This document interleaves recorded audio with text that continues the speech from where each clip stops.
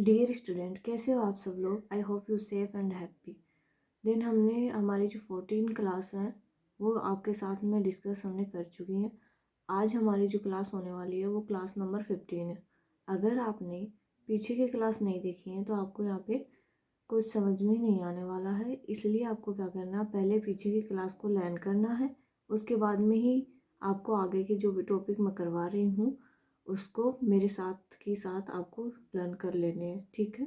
अगर आपने क्लास नहीं देखी है तो पहले जाइए, वो क्लास है उनको कंप्लीट कीजिए, लर्न कीजिए, या फिर अपने शॉर्ट नोट भी तैयार कर सकते हो साथ के साथ, या स्क्रीनशॉट लेके रख सकते हो। तो पूरी जो स्लाइड है उनमें वो मेमोरी बेस है, ठीक है। उनमें क्वेश्चन आएंगे, उनसे जो स्लाइड दी हैं उनसे क्वेश्चन आएंगे। जो मेमोरी बेस जो भी टॉपिक था मैंने उसे भी उसमें ही इंक्लूड कर दिया है। देन हमारा 3 टॉपिक है वो कंप्लीट हो चुका है। हम सिलेबस के अकॉर्डिंग चल रहे हैं और हम इतना भाग दौड़ भी नहीं मचा रहे हैं अभी। जब वैकेंसी का नोटिफिकेशन आ जाएगा उस टाइम बहुत ज़्यादा दौड़ भाग हो जाएगी और आपको कुछ लर्न भी नहीं होगा। फिर आप यहाँ पे आओगे, बोलोगे मैम कहाँ से सिलेबस परचेज करें या क्या करें, हमारा सिलेबस नहीं हो पा रहा, हमने लेट ज्वाइन किया। तो वो सब आपकी मिस्टेक होगी, कि मेरी मिस्टेक नहीं होगी। तो आपको क्या करना, अभी भी जाग जाना, ठीक है। कहीं भी सोए हुए हो तो जाग जाओ, नोटिफिकेशन है वो जल्दी आने वाला है। और अपनी जो प्रिपरेशन है, या तो कोर्स अगर आपने ले रखा है या नहीं लिया है, जहाँ से भी आप पढ़ना चाहो तो वहाँ से पढ़ाई स्टार्ट कर दो, क्योंकि नोटिफिकेशन में अभी टाइम नहीं है। नोटिफिकेशन आने ही वाला है, ठीक है। मार्च की स्टार्टिंग या एंड में नोटिफिकेशन आ जाएगा और उसके बाद में आपके पास टाइम नहीं बचेगा। कोर्स हमारा बहुत ज़्यादा लेंदी कोर्स है, तो ये भी नहीं हम छोटा सा कोर्स कर लेंगे। बेसिक हमारा कॉन्सेप्ट क्लियर होना बहुत ज़रूरी है। उसके बाद हमारा कॉमन सेंस, उसके बाद मेमोरी बेस, हमारा जो कॉन्सेप्ट क्लियरिटी, हमारा जो मेमोरी है वो भी साफ होनी चाहिए, ठीक है, जिससे हम ज़्यादा से ज़्यादा इंक्लूड कर सकें, कैचअप कर सकें हमारी मेमोरी में। और रिवीजन पे फोकस कीजिए, जितना पढ़ लिया आज उसी को याद कीजिए, क्योंकि जितना पढ़ो ऐसा पढ़ो ना कि वो कभी भूलो नहीं और याद करने में आपकी तकलीफ़ कुछ भी ना हो। तो ये सब हम बातें कर ली है। अगर आपने वीडियो को लाइक नहीं किया तो लाइक कीजिए, शेयर कीजिए और जितने भी हो सके अपने फ्रेंड तक पहुंचाइए। जो भी स्टूडेंट पढ़ाई नहीं कर पा रहा मनी की वजह से या फिर और प्रॉब्लम की वजह से, तो यहाँ पे बिल्कुल फ्री क्लास है, यहाँ पे कोई पे करने की आवश्यकता नहीं है, ठीक है। तो हम चलते हैं, हमारा जो टॉपिक है वो आज है 4th टॉपिक है और उसका नाम है एनिमल फिजियोलॉजी। ये जो टॉपिक है इसमें आपको बहुत ज़्यादा इंटरेस्ट आने वाला है। अब आप पूछोगे क्यों आने वाला है, क्योंकि ये हमसे रिलेटेड है। जितने भी हमारे बॉडी में ऑर्गन हैं वो क्या क्या फंक्शन कर रहे हैं और कैसे वो काम कर रहे हैं, कैसे हमारी जो लाइफ है उसको सपोर्ट कर रहे हैं, उसी के बारे में आज हम पढ़ने वाले हैं। तो जो हमारे से रिलेटेड होता है ना टॉपिक, वो पढ़ने में हमारे को कोई भी प्रॉब्लम नहीं होती है, ठीक है। तो हम एनिमल फिजियोलॉजी की बात करते हैं। ये होती क्या है? Animal physiology is the scientific study of the life supporting properties, function and process of animals और their parts, regulation of temperature, blood flow and hormones, ठीक है। एनिमल है फिजियोलॉजी की वो स्टडी है, वो साइंटिफिक स्टडी है जो हमारी लाइफ को क्या करती है, सपोर्ट देती है, फंक्शन उसका करवाती है और प्रोसेस करवाती है एनिमल और उसके पार्ट में, ठीक है। जो एनिमल पार्ट के क्या क्या फंक्शन और कैसे वो प्रोसेस करते हैं, उनकी जो हम स्टडी करते हैं, उनका अध्ययन करते हैं, उसे क्या कहते हैं, एनिमल फिजियोलॉजी कहते हैं। उसके अलावा हम हमारा जो टेम्परेचर है उसका रेगुलेशन कैसे हो रहा है, हमारे अंदर ब्लड फ्लो कैसे हो रहा है, हार्मोन्स है वो कैसे रिलीज हो रहे हैं, उनके बारे में हम यहाँ पे पढ़ने वाले हैं। फादर ऑफ एनिमल फिजियोलॉजी कौन है? क्लाउड बर्नार्ड, ठीक है। फादर ऑफ एनिमल फिजियोलॉजी हमारा ये है। तो हमने एनिमल फिजियोलॉजी की जो बेसिक टर्म है वो देख लिए। अब हम डायग्राम के थ्रू और सीखेंगे एनिमल फिजियोलॉजी में क्या क्या होगा। तो आज हम टॉपिक लेने वाले हैं वो है डाइजेशन, ठीक है, ऑब्जर्वेशन और डाइजेशन। हम जो फूड खाते हैं, ठीक है, उसका कैसे डाइजेशन होता है और कैसे हमारे जो अंदर का जो पार्ट है वो कैसे उसका ऑब्जर्वेशन कर लेते हैं, ये सब हम एनिमल फिजियोलॉजी में पढ़ने वाले हैं। और आप ये पूछोगे कि मैम खाना कहाँ पे डाइजेस्ट होता, तो स्टार्ट तो वो माउथ में ही हो जाता, कुछ पार्ट होता बट उसका। और वैसे जो टोटल पार्ट बोले तो वो होता है स्मॉल इंटेस्टाइन होती है ना हमारी, उसमें सबसे ज़्यादा ऑब्जर्वेशन होता है फूड का। ओके, तो ये इंटेस्टाइन है उसके भी भाग हैं। जो स्मॉल इंटेस्टाइन है वो अलग है और जो लार्ज इंटेस्टाइन है वो अलग है। अब हम बात कर लेते हैं हमारा जो टॉपिक है और उसके डायग्राम के थ्रू मैं समझाने की यहाँ पे कोशिश करूँगी। ये जो डायग्राम है ये रिप्रेजेंट कर रहा है कि हमारा फूड है वो कैसे कैसे मूव करता है और कैसे उसका डाइजेशन हो जाता है। ये क्या है, फूड है, हमने इंजेक्शन कर लिया फूड का, ठीक है। हम अपने जो माउथ है उससे उसके छोटे छोटे पार्ट कर लेते हैं, यानी मैकेनिकल ब्रेक डाउन हो जाता है वहाँ पे उसका। उसके बाद में ये पाइप के थ्रू आता है फाइनेक्स में, आइसोफेगस में। ये माउथ में क्या क्या काम करते हैं, हम च्यूमिंग करते हैं, ठीक है। उसके बाद में वो च्यूमिंग जो एलिमेंट है वो कहाँ आ जाएंगे, स्टोमक में आ जाएंगे, वहाँ पे उनका सिगमेंटेशन होगा स्मॉल इंटेस्टाइन में, ठीक है। तो क्या होता है यहाँ पे, आइसोफेगस के बाद में स्टोमक में आएगा लार्ज, उसके बाद में जाएगा स्मॉल इंटेस्टाइन में और उसके बाद लार्ज इंटेस्टाइन में। ये होती है हमारी स्मॉल और ये होती है लार्ज इंटेस्टाइन। यहाँ पे lymph vessel, blood vessel present होंगे। हमारा जो H2O होगा वाटर का, तो 72-75% हमारी बॉडी में होता है वाटर। और उसके बाद में जो एक्सक्रेट जो मटेरियल है वो बाहर निकल जाता है। ये होता है डाइजेशन का फंडा। और हम बात कर लेते हैं कि फूड हमारा स्टोमक में आ गया, ओके, काइम बोलते हैं उसे, ठीक है। वो डुडोनियम हमारी जो लार्ज इंटेस्टाइन है उसी के पार्ट है, इलियम, डुडोनियम वगैरह। फिर गेस्ट्रिन है और ये इंक्रीज कर रहा है प्रोडक्शन ऑफ मोटिलिटी को, इनिबिशन हो जाएगा, उसमें आएगा GIP रिलीज होगा, सिक्रेशन होगा, CCK रिलीज हो जाएगा। पेनक्रीज में एक्सोक्राइन पेनक्रीज होगा, एंडोक्राइन पेनक्रीज होगा, ठीक है। जो हमारा पेनक्रीज है वो किसका सिक्रेशन करता है, इंसुलिन का, जो क्या करता है, न्यूट्रिएंट यूटिलाइज करेगा हमारे जो टिश्यू वगैरह होते हैं उसमें। अभी जो हमारा न्यूट्रिएंट है वो ऑब्जॉर्व हो जाएगा, ठीक है। यहाँ पे हमारा न्यूट्रिएंट ऑब्जॉर्व हो गया। इधर से हमारा स्टोमक ये कर रहा कायम था ही हमारा, वहाँ पे VIP रिलीज होगा, कुछ प्रोटीन सिक्रेशन होगा और कैपिलरीज में इस फूड का डाइजेशन हो जाएगा, ठीक है। ये मटेरियल है वो इलियम वगैरह उनमें इंटर कर जाएगा और ये न्यूट्रिएंट अब्जॉर्ब हो जाएगा। और ये ग्राफ है या फिर ये साइकिल बोल सकते हैं, ये चलता रहेगा। और ये हमारा लीवर होगा, इसे गॉल ब्लैडर भी बोलते हैं। तो पाथ के फॉर्म में चलता रहेगा।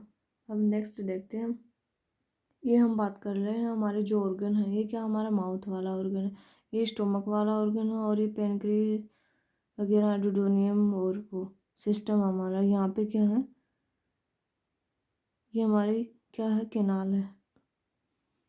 कार्बोहाइड्रेट का जो हम कह सकते हैं उसमें सलावरी जो माइलेज है वो यहाँ पे डाइजेस्ट कर लेता है कार्बोहाइड्रेट को, यहाँ से ही स्टार्ट हो जाता है, मुख से ही ऑब्जर्वेशन। उसके बाद में ये क्या हमारा स्टोमक है, ओके, ये डाइसेकेराइड है और फिर ये मोनोसेकेराइड में कन्वर्ट कर देता है।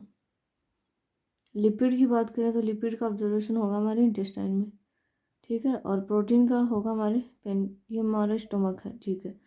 अब मैं आपको समझाती हूँ क्या हो रहा है यहाँ पे।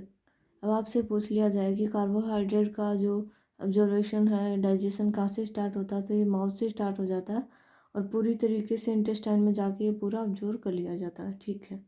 अब लीवर की बात करें या फिर लिपिड की बात करें, ओके, लिपिड की बात करते हैं। तो लिपिड का ऑब्जर्वेशन कहीं से स्टार्ट नहीं होता, ओनली लिपिड या फैटी एसिड है हमारे इंटेस्टाइन में जाके ही ऑब्जर्व होंगे, ठीक है। वहाँ पे ही उनका डाइजेशन होगा, पहले इनका डाइजेशन नहीं होता, ओके। इतनी बात आई समझ में। अब बात करते हैं हम प्रोटीन की। प्रोटीन का डाइजेशन है वो हमारे स्टोमक में जाके होता है, ठीक है। स्टोमक में जाके होगा, फिर दूसरे जो पार्ट है हमारे डुडोनियम वगैरह है उसमें होगा, फिर इंटेस्टाइन में होगा। ये 3 पार्ट में होगा। पर जो हमारा कार्बोहाइड्रेट और इन दोनों में डिफरेंस है, लिपिड का इंटेस्टाइन में हो रहा है, यहाँ पे स्टोमक में और यहाँ पे माउथ में। तो ये कंपेरेटिव डायग्राम था कि किसका ऑब्जर्वेशन कहाँ पे हो रहा, कहाँ पे ख़त्म हो रहा, कहाँ से स्टार्ट हो रहा है, ये याद रखना आपको। हम बढ़ते हैं नेक्स्ट स्लाइड की तरफ। ये स्लाइड शो हो रही होगी आपको, है ना, दिखाई दे रही है, ओके, विजिबल है ना, ठीक है। ये हमारा रेबिट होता है ना, खरगोश, उसका क्या है, डाइजेस्टिव जो सिस्टम वगैरह बोलते हैं वो है। ये ह्यूमन का डाइजेस्टिव सिस्टम है। ये माउथ पार्ट है, ये रेबिट का माउथ पार्ट है। पहले हम ह्यूमन की बात कर लेते हैं। ये माउथ पार्ट है, ये पाइपलाइन है, ये क्या है, यहाँ पे आइसोफेगस है। और यहाँ पे होता है हमारा लीवर का पार्ट, यहाँ पे होता है स्टोमक, ठीक है। फिर यहाँ पे क्या स्टार्ट पेनक्रीज से स्मॉल इंटेस्टाइन और फिर लार्ज इंटेस्टाइन आएगी, और ये हमारा एनस है, जिससे जो हमारा अनयूजुअल जो मटेरियल है वो बाहर निकल जाता है। अब हम बात कर लेते हैं रेबिट की। रेबिट में ये होता है यहाँ पे आइसोफेगस, इसका भी यहाँ पे लीवर होता है, स्टोमक इसमें प्रेजेंट है, और ये क्या है, पेनक्रीज, पेनक्रियाज यहाँ पे प्रेजेंट है। उसके बाद में इसकी इंटेस्टाइन थोड़ी पतली हो रही है, इस पर थिन है, ठीक है। स्मॉल इंटेस्टाइन के बाद सेसम है, वो थोड़ी क्या है, लंबी है इसकी, और कोडोन है एक भाग इसका, और फिर एनस है, ठीक है। एनस में भी देखो यहाँ पे क्या है, जैसे इंटेस्टाइन ने राउंड ले रखा है वैसे ही, और यहाँ पे सिंपल है। तो ये डिफरेंस है हमारे रेबिट और ह्यूमन का, जो भी डाइजेस्टिव जो सिस्टम है उसमें ये डिफरेंस प्रेजेंट। ये जो डायग्राम है हाथ से ड्रॉ किया गया है, और इसमें बता रखा है कि कहाँ पे क्या क्या हो रहा है। ये हमारा माउथ था, उसमें बकल कैविटी प्रेजेंट है, उससे नीचे हमारा स्टोमक है, ओके। स्टोमक के नीचे हमारे डुडोनियम है, जो इंटेस्टाइन का पार्ट बोलते हैं ना हम, उससे फिर यहाँ पे लूमेन स्टार्ट होगा, और ये हमारा क्या है, जो अनयूजुअल मटेरियल वो एनस के थ्रू बाहर निकल जाता है, जिसे हम एक्सक्रीशन फॉर्मेशन बोलते हैं। बकल कैविटी में क्या होता है, हमारे सलाइवा प्रेजेंट होता है, ठीक है। उसमें क्या होता है, सलिवरी या माइलेज प्रेजेंट होता है, ठीक है। स्टार्च है, वो टाइलिन प्रेजेंट होता है हमारे मुख में या माउथ में, ठीक है। वो ब्रेक कर देता है स्टार्च को माल्टोज और आइसोमाल्टोज में, ठीक है। उसके साथ कुछ और मटेरियल सीक्रेट करता है। स्टोमक की बात करते हैं तो नो डाइजेस्ट्री, ठीक है। स्टोमक में डाइजेस्ट्री पॉइंट नहीं होता स्टोमक, इसमें शायद प्रोटीन का डाइजेस्ट्री पॉइंट माना है इसको, स्टार्च का नहीं है, ठीक है। और एसिडिक पीएच है इसकी, एक 1.8 की समथिंग या 1.2 से 1.8 की समथिंग होती है एसिडिक पीएच है, ठीक है। नो कार्ब डाइजेशन एंजाइम, मतलब ये कार्बोहाइड्रेट के जो भी एंजाइम है उसका डाइजेशन नहीं करता, ये ओनली प्रोटीन का ही करता। उसके बाद डुडोनियम की बात करते हैं तो ये पेनक्रेटिक जूस से रिलीज होता है, पेनक्रेटिक अमाइलेज, ठीक है, अमाइलोपेप्सिन बनाता है। यहाँ पे स्टार्च था, अमाइलोपेप्सिन से माल्टोज और आइसोमाल्टोज में ये कन्वर्ट हो गया। अब बात करते हैं इलियम की। इंटेस्टाइनल जो जूस है हमारा, ठीक है, वो इंटेस्टाइनल एमाइलेज की सहायता से माल्टोज, सुक्रोज, लेक्टोज और डेक्सट्रोज इनमें कन्वर्ट हो जाता है या फिर ब्रेक डाउन हो जाता है। तो ये सब मटेरियल देखे हमने, जो कुछ स्पेसिफिक एंजाइम की सहायता से और ब्रेक डाउन हो रहे थे, और एक मॉलिक्यूल है 2 या फिर 3 या फिर 2 मॉलिक्यूल में क्या हो रहा था, ब्रेक डाउन हो रहा था। अब नेक्स्ट बात कर लेते हैं हम स्नेल और कॉकरोच की, ठीक है। स्नेल हमारा होता है, ये इंसेक्ट की बात कर रहे हैं हम, ठीक है। स्नेल में जो रेडुला है ये उनमें प्रेजेंट होती है। रेडुला का मीन्स यहाँ पे ये है कि वो क्या कर लेते हैं, कैप्चर कर लेते हैं किसी भी छोटे इंसेक्ट को देखा जिन्हें वो खा सकते हैं, उनको कैप्चर करने का काम यहाँ पे रेडुला करवाती है। माउथ है, उसके बाद में इसमें लीवर यहाँ पे प्रेजेंट होगा, स्टोमक होगा, इंटेस्टाइन और एनस यहाँ पे प्रेजेंट होगी। इस स्नेल के जो बॉडी है उसका डायग्राम यहाँ पे इंटरनल दिखाया गया है। उसके बाद हम बात करें कॉकरोच की, तो कॉकरोच हमारा जो इंसेक्ट है उसमें क्या होता है, ये आइसोफेगस होता है, ठीक है। मैंडिबल्स प्रेजेंट होते हैं यहाँ पे, सैलिवरी ग्लैंड होती है, इंटेस्टाइन सबसे बड़ी है देखो, इसमें छोटी इंटेस्टाइन है, इसमें बड़ी है, इनस रेक्टम होगा, और गिजार्ड है और क्रॉप वगैरह प्रेजेंट होगी। ये हमारे कॉकरोच का इंटरनल स्ट्रक्चर है। अब नेक्स्ट स्लाइड में हम अदर एनिमल्स के बारे में बात करें। स्लाइड तो आपको विजिबल हो रही होगी ना, अच्छे से दिख रही है ना, ठीक है। तो हम चलते हैं, हमारा जो टॉपिक है उसमें कैटाबोलिज्म होता है, कुछ जो हमारे हार्मोन है वो एनाबोलिज्म, और कुछ कैटाबोलिज्म एनाबोलिज्म, ठीक है। कॉर्टिकोट्रोपिक है वो क्या होंगे, कैटाबोलिज्म होंगे, और थायरोट्रोपिक भी होंगे कैटाबोलिज्म। एनाबोलिज्म कौन कौन से होंगे, गोनेडोट्रोपिक होंगे और सोमेटोट्रोपिक होंगे। जो कॉर्टिकोट्रोपिक हमारे जो भी हार्मोन है उसमें कौन कौन सा आएगा, CRH और ACTH, एड्रिनल्स वगैरह आएंगे। एनाबोलिज्म की बात करें तो उसमें GnRH आएगा, FSH, LH और गोनेड्स वगैरह आएंगे गोनेडोट्रोपिक में। और हम कैटाबोलिज्म थायरोट्रोपिक की बात करें तो उसमें थायराइड रिलीजिंग हार्मोन और थायराइड स्टिमुलेटिंग हार्मोन, यानी कि थायराइड से रिलेटेड जो हार्मोन है वो इसमें आ जाएंगे थायरोट्रोपिक, जिनमें जो भी थायरोट्रोपिक वगैरह है उसमें। अब बात करते हैं सोमेटोट्रोपिक। सोमेटोट्रोपिक कौन सा हार्मोन है? GHRH है, ठीक है। इसमें प्रोलैक्टिन होगा और GH होगा, पेनक्रीज में ये सब प्रेजेंट होगा। अब हम नेक्स्ट बात कर लेते हैं हमारी जो अगली स्लाइड, ठीक है। तो हमारे जो स्टोमक पार्ट है उसमें एसिड प्रेजेंट होता है, ठीक है। उस एसिड का क्या फंक्शन है? इस स्लाइड में जो लिख रखा है उसमें यही बताना है कि स्टोमक का फंक्शन क्या है। तो फर्स्ट जो फंक्शन है स्टोमक हमारा जो एसिड नेचर का होता है उसमें स्टेलाइज करता है फूड को, ठीक है। सेकंड फंक्शन है प्रोटीन का डाइजेशन करवाता है। Third function he is activating pepsin. Fourth function he is activating intrinsic factor. Fifth function is stimulating the delivery of the bile and enzyme. Sixth function is closing the esophageal sphincter. Seventh function is opening the pyloric sphincter. ये major function है हमारा जो stomach है उसको हमने acidic nature का बोला है, और 1.8 या 1.2 इसकी रेंज बताई है, एसिडिक इसलिए है, ठीक है। तो ये फूड को क्या कर लेता, डाइजेस्ट कर लेता। और एक इम्पोर्टेंट बात और, जो हमें भूख लगती है ना वो भी इसी का कारण है। हमारा जो स्टमक है वो कुछ एंजाइम हार्मोन वगैरह रिलीज करता है जिससे हाइपोथैलस, हमारा जो हाइपोथैलेमस है उसमें सिग्नल पहुंचता है और ये रियलाइज़ कराता है हमें भूख लगी है, ठीक है। उससे पहले हमारे जो स्टमक है उसमें एंजाइम रिलीज होने लग जाते हैं, ठीक है। भूख लग रही है, वो जगह बनाते हैं, ठीक है। भोजन आ रहा है, अगर हमें पता लग गया कि हाँ अभी मैं थोड़ी देर में भोजन खाऊंगा, तो हमारा जो ब्रेन है उस सिग्नल को कैप्चर कर लेता है। हाइपोथैलेमस क्या करता है, फिर वो सिग्नल को कैप्चर करके और वो थिंकिंग करने लगता है हाँ मैं खाना खाऊंगा अभी, तो उसके जो स्टोमक है उसमें हार्मोन अपने आप रिलीज होने लग जाते हैं। अब ये बात कर लेते हैं जो डाइजेस्टिव एंजाइम होते हैं वो क्या क्या इफेक्ट करते हैं हमारी बॉडी में। तो ये इनकी एक्टिव साइट है, ये एंजाइम के नाम है, और ये है इफेक्ट ऑन फूड। कौन कौन से फूड पे वो इफेक्ट करते हैं? फर्स्ट हमारा माउथ, एक्टिव साइट कौन होगी? माउथ। माउथ में कौन सा एंजाइम प्रेजेंट होता है? टाइलिन बोला था ना मैंने, वो सेलेवरी एमाइलेज है, ठीक है। ये क्या करता है, ब्रेक डाउन करता है स्टार्च इनटू डाइसेकेराइड, यानी कि ये कार्बोहाइड्रेट पे फंक्शन कर रहा है हमारा माउथ में, या स्टार्च जो हमारा होगा माउथ में स्टार्च को ब्रेक डाउन कर रहा, ओके। सेकंड हमारा स्टोमक आ गया, ठीक है। स्टोमक में कौन सा एंजाइम होता है? पेप्सिन होता है, जो क्या करता है, ब्रेक डाउन प्रोटीन का करता है इनटू लार्ज पेप्टाइड्स वगैरह का ब्रेक डाउन यहाँ पे होता है, ठीक है। हम प्रोटीन की बात करेंगे तो स्टोमक याद रखेंगे और उसका एंजाइम है वो पेप्सिन होगा। पी से पेप्सी याद रखना, ठीक है। और पी से प्रोटीन होगा, प्रोटीन को ब्रेक डाउन करने वाला पेप्सिन होगा। और यहाँ पे एस से स्टार्च याद रख लेना, स्टार्च को ब्रेक डाउन करने वाला कौन होगा? सेलेवरी अमाइलेज होगा। ये कहाँ? माउथ में, और ये क्या है? स्टोमक में। अब बात कर लेते हैं स्मॉल इंटेस्टाइन फॉर्म पेनक्रीज। तो इसमें 3 एंजाइम है, एमाइलेज, ट्रिप्सिन और लाइपेज। एमाइलेज का क्या फंक्शन है? Continue the break down of starch. Continue क्या कर रहा है? ब्रेक डाउन कर रहा है, किसका? स्टार्च का ब्रेक डाउन कर रहा है। ट्रिप्सिन का फंक्शन क्या है इम्पोर्टेंट?